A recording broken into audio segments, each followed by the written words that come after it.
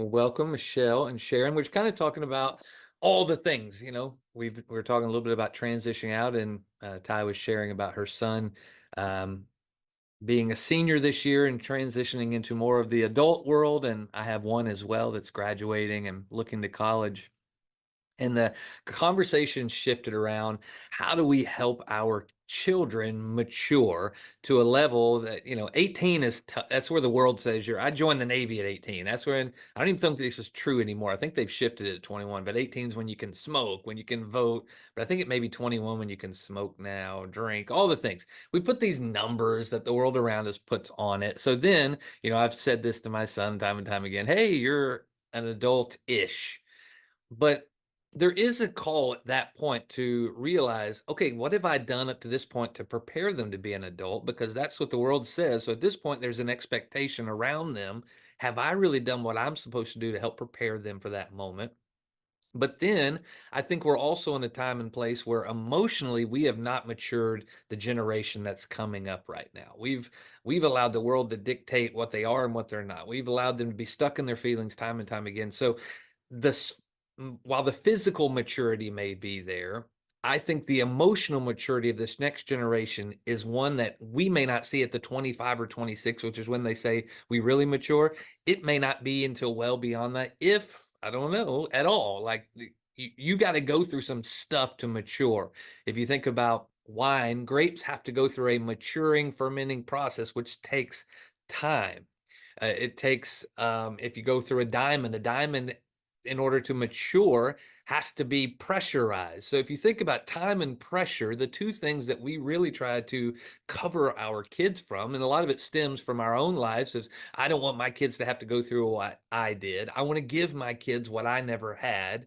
And in that place of giving and covering, we've not allowed them to experience everything that we've gained from those hard moments. Ty, you expressed that about from the beginning of 24 to now walking into the beginning of 25, how you were thrust into this place, not on your own, but looking back, you're thankful that you're here because of how much you learned. So how do we begin to shift how we care for this generation, how we care for our kids? How do we begin to prepare them without just kicking them off the cliff and saying, I hope you fly? Michelle, you get your hand raised. Go on with it. Yeah, I was just gonna say, I've been journeying this for a couple of years now. It's definitely not nowhere near what I thought it was gonna be. I say all the time to my sister, who also has a technical adult child. The hardest part of parenting is parenting adult children, because they still need, especially young adults, like still need us, but we can't control what they do Mm. at all. All we can do is just trust that what we've done up until that point, and then being the support, being, the person they can lean on, being the person that's praying for them, like that's going to be, the most that they, not everything that they need, but that's going to help them in their process. Elijah is constantly, for those that don't know, my son is almost 21. Still, I'll never be okay saying that. But he's not only, young adult, but he's always kind of been sort of like a leader per se. He's the oldest of six, not on my side. I don't know if I can handle that. But so he's always, kind of been in that guiding role, but now he's in leadership roles in college. And he's taking on things that most adults struggle with, right? Like most full on, like our age adults struggle with, like people just not doing what they're supposed to be doing, like all of that. And just not to mention peer pressure and things like that. So I'm always just there to be a guide and be a support, but I have to be very careful. And I do catch myself sometimes, be very careful not to enable him, but also not to always be telling him what to do, but just be that listening ear. That's probably the hardest part, especially as a mom, Yeah. because I'm like, I want to, like, come on, let's go. Come on, like, just do this, but they're not like, think about it when we were younger. We didn't want our parents telling us what to do, right? Like, we wanted to be independent, and yes, they were adults, but they don't know everything. What are they talking about, right?